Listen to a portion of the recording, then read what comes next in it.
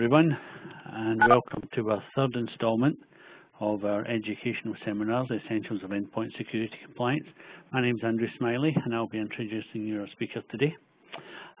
This is the third in our session of 3, so if you have missed the first 2, we do have recordings, so if you listen to this one and find the information very interesting, then we can provide you recordings of the first 2. However, we've got a fun-packed day for you today as well. So today's focus is leading practices for endpoint security and compliance. What we've previously talked about was the introduction of security by default, and one of the major components of that, ITL and CTL files. However, there is more to security of IPT endpoints than just those, so we're going to be covering them today. Okay, I'll skip through these slides because if you've been before, you'll have seen them and be familiar. But please, everyone, we are going to be answering your questions as we go along.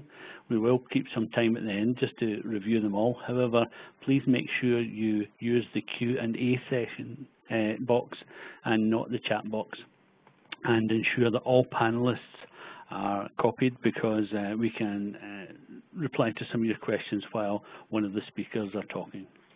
Okay. Okay, we've got our 2 regular speakers with you. I'm sure you'll be familiar with them by now.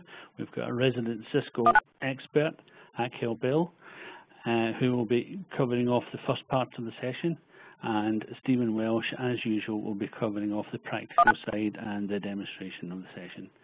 Let's just look at those agenda a little bit closer. So Akhil will be taking us through just the recommendations and the best practices or leading practices to do with your phone's firmware, the settings, and there's lots of little hardening things like the telephone's web server, should it be on, should it be off, and Akhil will be covering these in a bit of detail and giving you his main recommendations. Okay.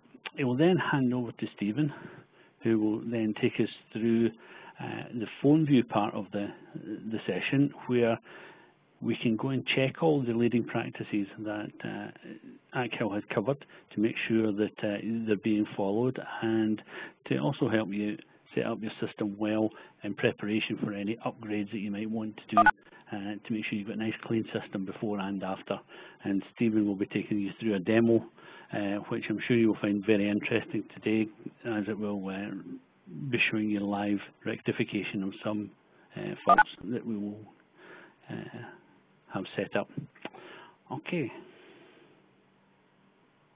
So without further ado, I'll hand you over to Akhil, who will start you off with the leading practices and recommendations. Akhil. Thanks, Andrew. Good day, everyone. Good morning to people from the West. Good evening to people in Europe and East. So our agenda for the day, as Andrew very well laid out earlier, was to go through the leading practices when it comes to endpoint security and compliance, and then this would be followed by a demonstration as well as a walkthrough of phone view to show how this can be achieved in real life. So we'll get started with the same, and the first topic would be about phone firmware. So phone firmware is something which is an OS for the phone, and while it may seem very trivial to many, but then this very aspect can be a boon for an organization and a catastrophe for an organization as well, depending upon how an organization is managing its endpoints. All in all, what happens in the background is when an administrator installs a new firmware or builds a communication manager's cluster, there is a Cisco signed firmware file which has been there since the release of CUCM 4.x.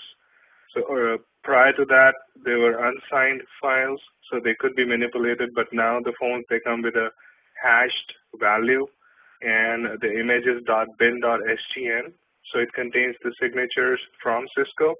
If the signatures do not match to the rehash value, then the system pretty much knows the file has been modified and doesn't use that file. So the IP phone has a public key. Again, this public key is coming from Cisco Manufacturing CA, and then it leverages that key to verify the authenticity of the TFTP server and, well, in case you have, say, encrypted TFTP. So if you have CAPF enabled, you can enable encrypted TFTP transfers. That further adds a layer of security in the overall endpoint paradigm. In addition to that, anytime a firmware is being downloaded on a phone, it verifies the authenticity by recalculating the hash of the firmware. So it's not encryption, it's about authentication. Who you are you really the one who you state you are? So the leading practice here is, as I said, it really depends on an endpoint management strategy or the process within an organization, that whether you want to just leave it open, that is, anyone can install any type of firmware in a production system, although that's not common. But in certain instances in field, I have seen that there were too many administrators to a system, and someone was installing some type of firmware, and then the other one came in and he said, no, I want this firmware, so on and so forth. So it's all about how you develop a process or a strategy to manage your endpoints. And the leading practice is to have all the endpoints at the same level in terms of firmware throughout the organization, such that the chances of one or the other firmware failing on the phones in terms, say, Cisco deferred a firmware. So you won't want to have that firmware on your system. You would want to have a replacement firmware, but then again, your organization may be leveraging certain features from the existing firmware. You want to move away from it, but it has to be a methodological approach. So with that said, what is all important is that whatever firmware version is on the CUCM server, the TFTP server which is serving the phones, it is equivalent throughout the organization. It's homogeneous. Now, what also comes as a very interesting point when we talk about field experience is certain organizations have very tight security policies and a least permissive security policy, while other organizations, they tend to have a more open security policy. Or there are some, again, yet the type of organizations which do not have any security policy around whether someone can go in and look at the settings or the information on the phone.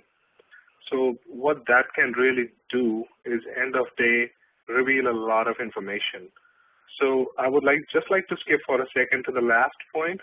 There is a video which I created some time back, and this is about the exploit which you can do if you were able to get access to a phone's web server. So you're more than welcome to go ahead and look at that video. Even though within this session, Stephen is going to walk us through the web server settings on a phone, and we can see at that point in time during demonstration what all settings are revealed. So coming back to the original point, what happens is if a phone is left open with all settings access allowed, now in certain organizations they do it for the ease of troubleshooting. In other organizations they do it such that the administrators can right away determine where the phone is registered to, what are the voice VLANs assigned to a set of phones, or what is the default gateway, so on and so forth. So that is good. I mean, that information is readily available out there for you. But then what in turn it also means is that someone intelligent enough, I mean, not all employees are at the same intellect level. So there are some intelligent ones out there, and there could be very well some malicious ones out there. They can leverage the settings access to look into the network configuration, to the device configuration, and figure out. So once they figure out what's the communication manager or the call control this phone is going to, what is the next hop, default gateway, what is the TFTP server serving it, and which VLAN I should be part of to get to those servers. So, I mean, then it's pretty much done. If that person is a seasoned hacker, your network is done. So all in all, there needs to be a level of control on what settings are allowed to be seen by the employees and by external visitors, contractors, partners. So external entities and internal entities. So there has to be a line of control drawn between the two, and then to what type of access is given.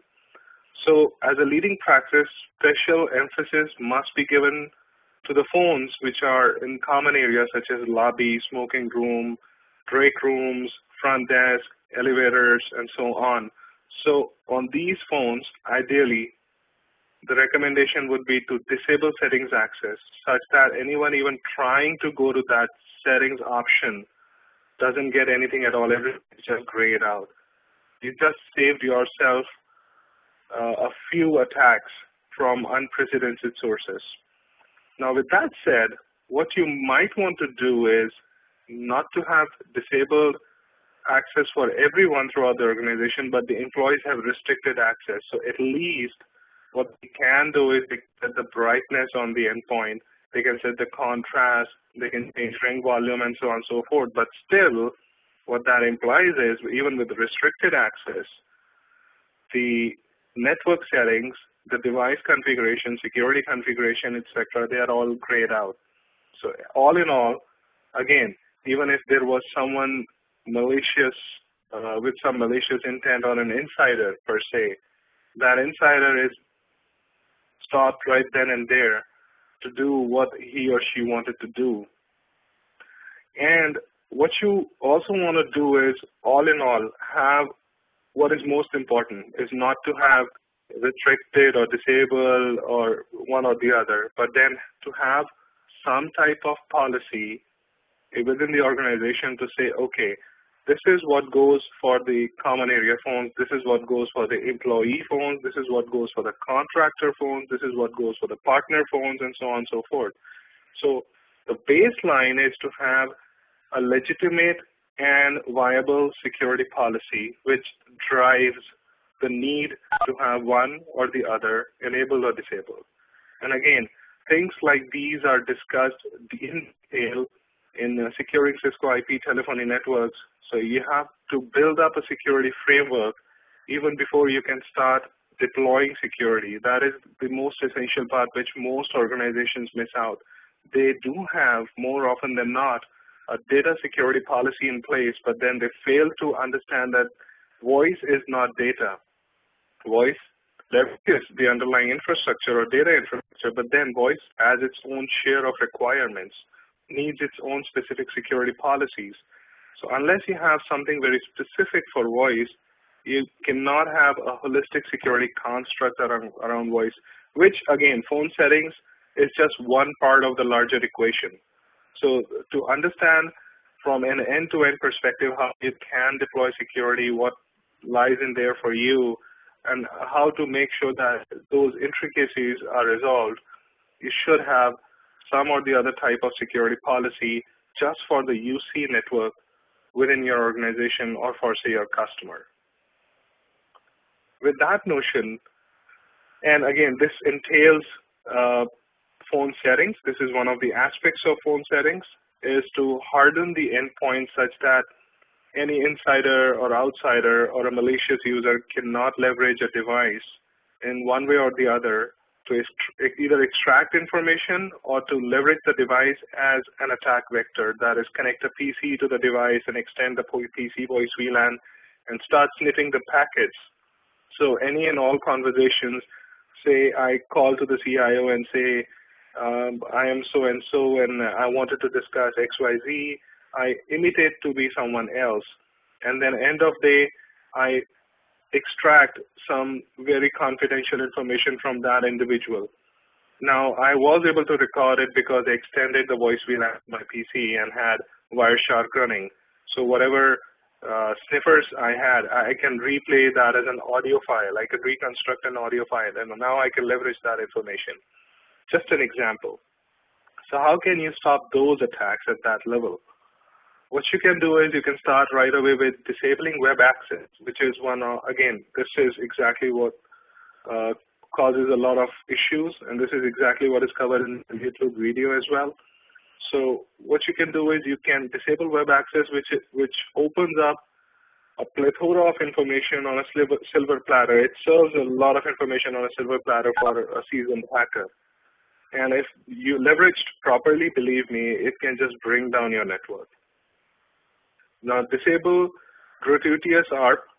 This is highly recommended, even though this is something which would be disabled.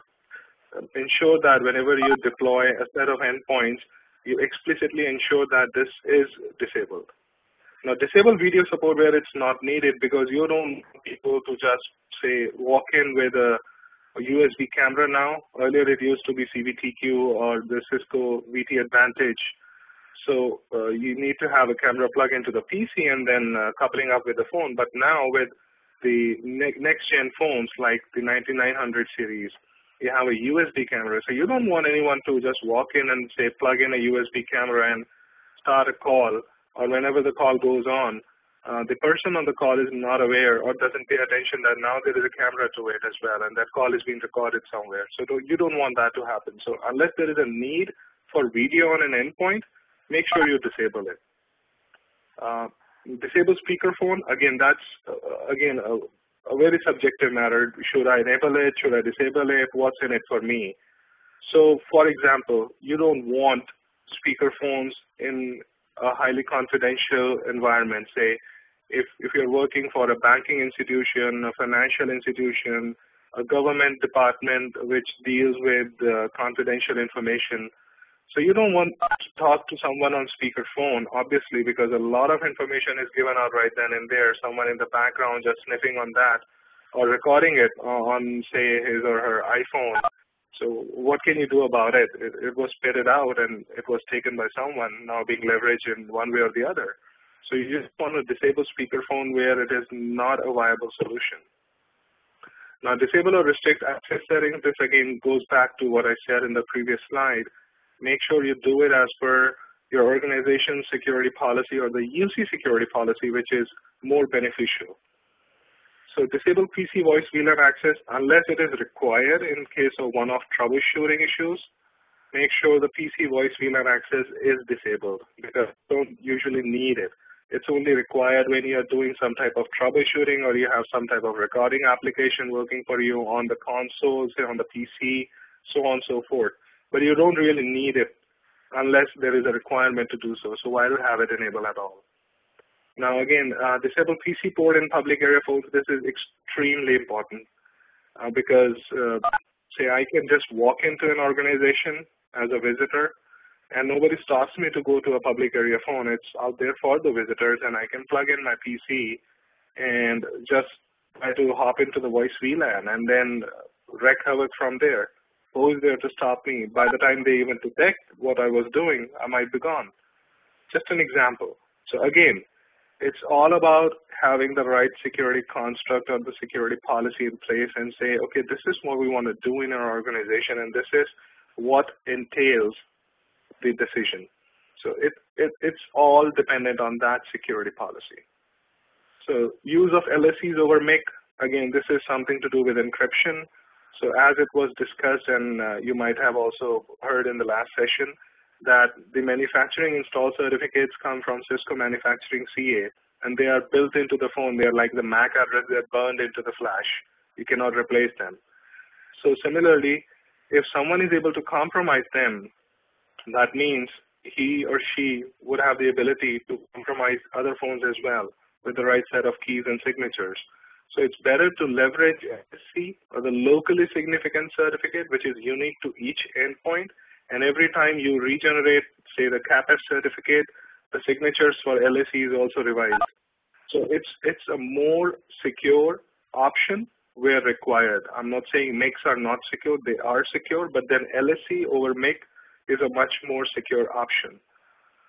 So again, I would defer to Securing Cisco IP Telephony Networks, the book, which has a plethora of information on how to have an end-to-end security construct, right from a security policy to network infrastructure security to UC application security to endpoint security, and again, secure management, which is not usually discussed in many cases. So I would I would defer to the book in case you are interested in learning more about how you can secure your network and bring it to the point that it's, well, nothing is 100% secure. One has to admit it. But then you can, of course, plug in a lot of gaps which are there, which can be exploited by being careful and cognizant of the fact that security indeed needs recycling. It's an iterative cycle. It's not a one-time or a one-man effort. It's an iterative effort. There is every now and then there are new threats, so you need to address them accordingly. With that said, I would like to hand over the presentation to Stephen, who will be taking you through the demonstration and as well as showing you how much information really a phone's web server can show to a potential hacker to bring down a network. Over to you, Stephen. Thank you very much again, Akhil. Yep, so this section is really about gathering the data that relates to the security information for the endpoints to ensure that the appropriate policy is applied correctly and efficiently. So it's one thing defining the profile that the phone should be set towards, such as hardening in settings menus, access, etc. But obviously you need to prove that out, and that's obviously the fundamental kind of remit from a compliance point of view. So this is actually one of the kind of reasons why we put the this report together, which is embedded within PhoneView, our main product, obviously. But the way that we put that report together is linked directly to the kind of fundamental reference material, which is Akhil's book, Securing Cisco IP Telephony Networks. So really one's a kind of subset of the other in this subject area, and allows you to dig deeper. So in terms of the report itself, I've probably touched on it a little bit on the previous sessions. We're going to dig a bit deeper in a couple of specific areas that relate to leading practices. But in particular, to give you an overview of the document. So it's ideal for security compliance and leading practices, obviously. It's like having a consultant level report generated just for your target cluster. It only takes minutes to do. It's ideal, therefore, before, maybe even during, and certainly after communications manager upgrade. There's more than one reason for that, not just to maybe assess your security configuration of your cluster, but also to detect potential issues that may occur relating to security by default, but also to make sure that if there's certain steps nowadays that, from a UnifiedFX perspective, that we would recommend just to make sure if you're doing an upgrade that if anything kind of goes wrong, that you can recover quickly, easily, and effectively from that. So it might just be a temporary measure, for example, to enable the phone's web server as part of an upgrade process. But you want to make sure that before you do the upgrade, everything's turned off in a kind of steady state mode. As you're about to do the upgrade, you've appropriately turned, the relevant settings on that may be required for that upgrade. Everything completes okay, and once the upgrade procedure is finished, you can validate that and make sure all the settings are, back to the way they were, if that's the approach that you're taking. So there's a lot of use cases when you can generate this report. Now, along with the actual document is an enhanced data export. We'll cover some of the content of that in the demo. But in particular, there's a remediation section. There are a kind of rare set of circumstances which you need to kind of watch out for, so to speak, where if you do have a phone that happens to have a kind of security issue, so to speak, and the settings on the phone are restricted or disabled, it's quite probable that you'll need to do a factory reset. And that's something that you can only do physically at the phone. So you want to make sure that you don't have to go around all your phones to fix that type of issue. That's really painful. But if you do have some phones in that kind of state, you can find exactly where they are. So remediation is really that kind of targeted exercise. So really, there's kind of two aspects to the information that we can gather and provide from PhoneView. You can go in one direction in terms of informing management of the kind of status and compliance of the endpoint environment.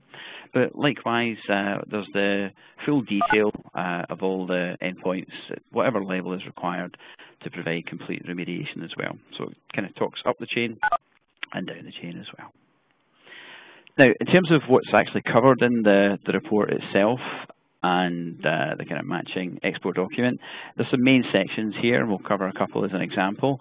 But you can see here that effectively there's a summary of those various components, and we have some criteria. So, for example, from a firmware perspective, we make sure that all the phones are up to date. If there's a single phone that has an older version of phone firmware, we'll class that as a fail, because that's really something that needs some direct attention. Similarly, for SSH enabled, that's should be a red flag. That type of setting being enabled, it's something that really should be turned off.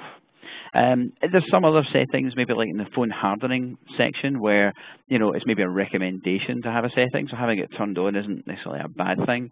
So there's quite a lot of settings that will flag that as a warning, for example. And the remediation, we can analyse if there's any ITL related issues, then we can detect and inform in terms of remote or physical. So that's really what's in the kind of top level summary that's produced.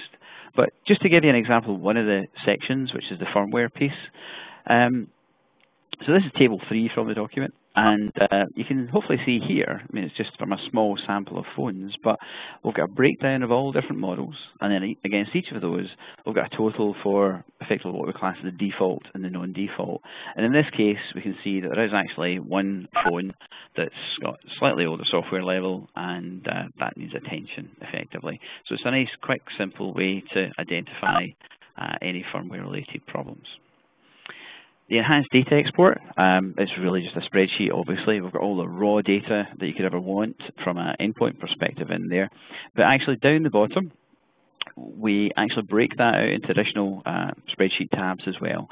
So because we've analysed all the data, if we do find any non-default firmware, for example, it's dropped into that section. And I can show you that example in the demo as well. And speak no further, there we are. So give me a second, I'm just going to swap over to the demo environment and I can take you through it.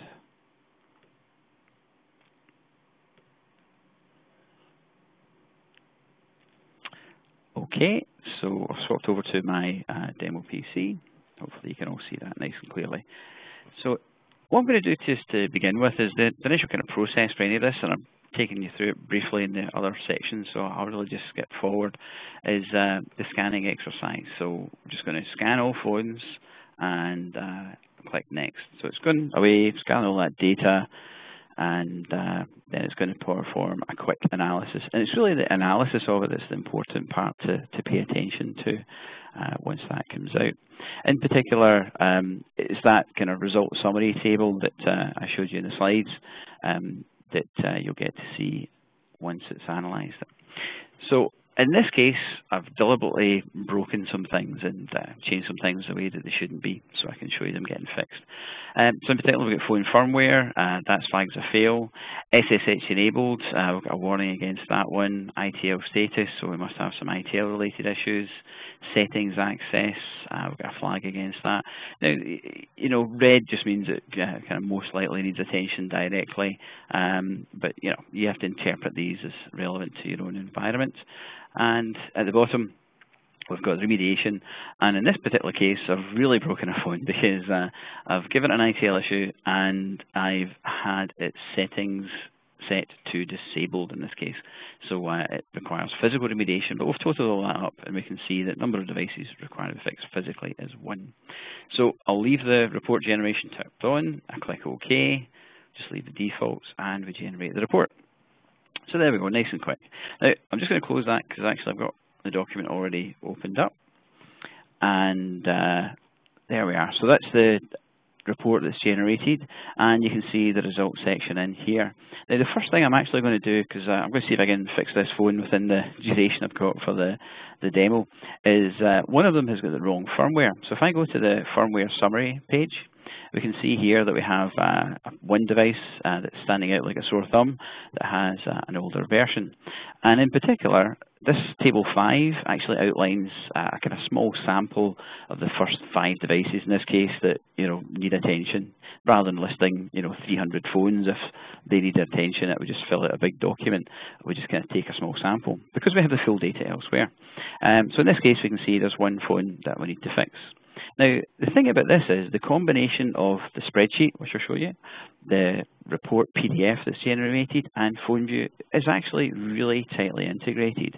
Because if I now jump to phone view, and I've got all the firmware versions here, but actually a good setting that you can use that highlights it is, in this case, I get phone load. Phone load is taken from the device configuration page in CUCM, and if you manually specify a phone load, we pick that up in here. So the reason why this phone is running an older firmware version is because it's manually been overridden, and that might be absolutely genuine. You know, we've seen certain situations where certain phones have to run certain firmware versions for a number of reasons. But what we're going to do is, if I click that checkbox there, it filters. Clicked it twice there. It filters immediately to that device that has the old or incorrect firmware version.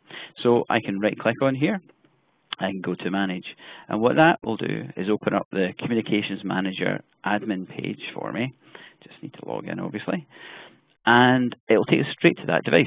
So it's kind of like jump straight to that handset in this case. So if I now go here, I'm basically looking for the phone load setting. So we can see phone load name, that's been specified. So I'm going to just take that out, save, and I'll obviously need to apply that for it to take effect. There we go. So I'm going to leave that phone alone for a little bit, because it'll take about 7 or 8 minutes to upgrade probably in our environment. So we'll kind of come back to that later if there's time. And I can now move away. Just so you're aware, the phone load information, that's only updated when you do a group update, such as you refresh all the data. So we can refresh that, but I'm just going to leave that for now. So we've effectively kicked off the resolution of one of those issues. But if I now go back to the document and I have a little look at the SSH enabled summary section. So if you weren't aware, in fact, I'll just jump back to the report highlight. If we look at SSH enabled, it's got a warning here because obviously something can't quite be right. They're not all necessarily set to disabled. Now, it's not necessarily wrong to have SSH enabled for troubleshooting purposes, etc. So it's not necessarily a red flag, but you do need to be aware if it is turned on. So that's why we class that as a warning.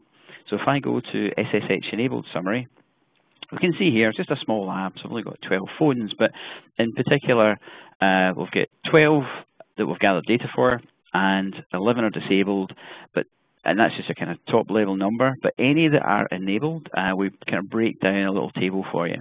So in this case, we've just got the one phone located in Glasgow with 7961, but that's just brought that to our attention that, does that supposed to have SSH enabled? Maybe it does, then that's fine, you can carry on. But maybe it needs to get changed. So if that's the case, I can go again back to phone view. All this data is tightly tied together. If I look again on the Data Explorer on the left-hand side, you can see here we already have the same information. It's already analysed in phone view. So if I click this time the Yes checkbox next to SSH enabled, this time it's found the phone that has that setting turned on. So I'm going to remedy that. If I right-click again, I go to Manage. It's going to open up Communications Manager admin page again for me onto this device. So in this case, if I go down, it's far down on the page, and correctly enough, you can see SSH access enabled. So what I'm going to do is put it back to disabled, and we'll just kind of put it back to the normal setting. We'll hit Save, click OK, and again, we'll apply, and click OK again. So there we go, there's a second thing that we've managed to remedy quickly and effectively by integrating that data together. So the next thing I'm going to look at back in the document, if I go back to the report highlight, is the ITL status and the remediation section. So ITL status, you can see it's got a fail, so there must be a problem in that case.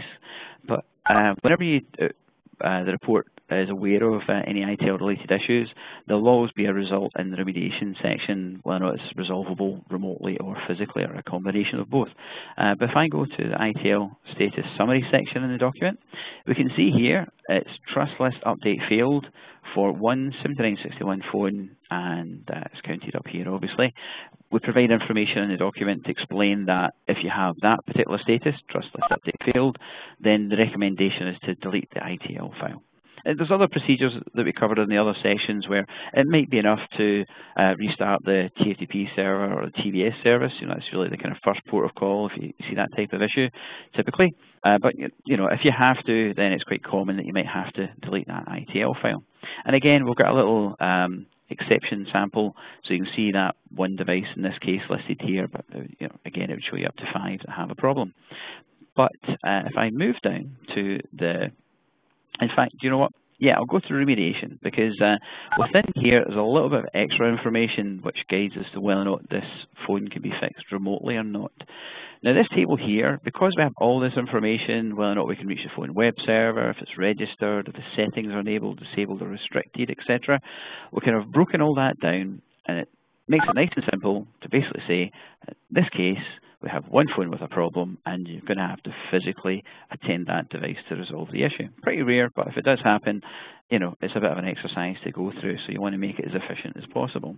Now, just to explain why that is remote in this case, and this relates back to Akhil was discussing in terms of the phone menu settings. If I go to the settings access summary section, what we do in here is we capture all the information about the phone's settings menu, if it's accessed, disabled or restricted. Now, depending on your security profile, you might say that, yep, absolutely, common area phones are set to disabled. So this might be absolutely valid. So it might be a case of you just need to be aware of this information and make sure that, in a particular location or device pool for public devices, that all ties up. So you can see all that instantly.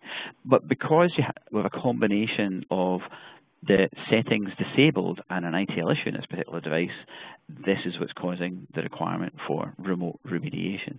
So what I'll do is, I'm actually going to jump to the spreadsheet now, because if I go into the spreadsheet, this is the data export from PhoneView. Just to quickly show you how you do it, you would do File, Export, and choose how many records you want to put out, if it's the whole list of devices. And within that, you would then go back here.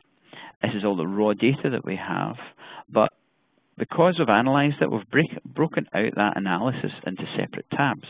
So as you can see from when the report was initially generated from the scan, that it's highlighted the one phone that had the old firmware version that needed attention. It's also highlighted and detailed the one device that has SSH enabled that may need attention also. ITL status, it's identified a phone that needs some type of resolution. Settings access, again, these are the phones that are set to disabled or restricted. So, if your policy is to make sure common area phones are set to that category, then excellent. You've got a nice table that you can validate to make sure the right phones have the correct setting. But finally, we have the physical remediation section. So this is the case of if you do unfortunately have to go to a phone to fix it at some level, we'll actually provide you all the information that you could ever require. In this case, we actually break it down to the switch and the switch port that the phone is connected to, the error in particular, ITL status, which is trust list update failed, and the reason why it's remote in this case is because it's disabled. Now, in this particular example, we don't have any kind of end user associated with that phone, but if there was, we actually get their email address. So you could actually use a spreadsheet if it had all the email details populated from the user that's owning that phone or logged in, and you could send an email out with something like Microsoft Publisher, giving them the instructions to physically reset that phone. So there's lots of ways you can use this information, but it's to make it as quick and accurate as possible. Okay, so the last thing I'm going to show you before I kind of jump back to the scan and just validate these changes is relating to the kind of video clip that Akhil was talking about. Now, if I take this off, I'm just going to jump to the 7961 phone models here, and I'll just pick one of these phones. If I right click and I go to browse, this will open up the phone's web page. Now, this is the thing, you have to be considerate of the settings of your CUCM from a hardening perspective, obviously, and there's obviously additional measures such as access control lists that you can apply to. There are certain bits of information that you can only get from the phone's web server, for example. Now, deliberately, PhoneView is not dependent on the phone's web server, so we can still control a phone, for example, fix problems remotely without touching the phone's web server because we adhere to best practices. However, there are certain situations where maybe you want extra data, such as the serial numbers of the device. You can see that listed here. So you would need to, on a temporary basis, for example, enable the phone's web server to gather that. But just to point out that if I go to the network configuration page, for example, I can get a ton of network-related information directly from the handset. You know, for example, the communications manager nodes within the cluster, the VLAN that Akhil was discussing that you could jump to copy voice packets, etc. So, as I hope you can appreciate, it is really important to make sure your settings are appropriate to hide key information such as that. Okay, so if I go back to PhoneView, the last thing I'm going to do is rerun the scan and see if the changes that I've made have worked correctly. So if I go to the scan operation, I click Next, we'll just choose all the devices again and kick that off. So again, it's going to repeat that process, recreating the data from the various sources and do an analysis. Excellent. So you can see the firmware is now a pass because that phone's upgraded, so all phones are consistent.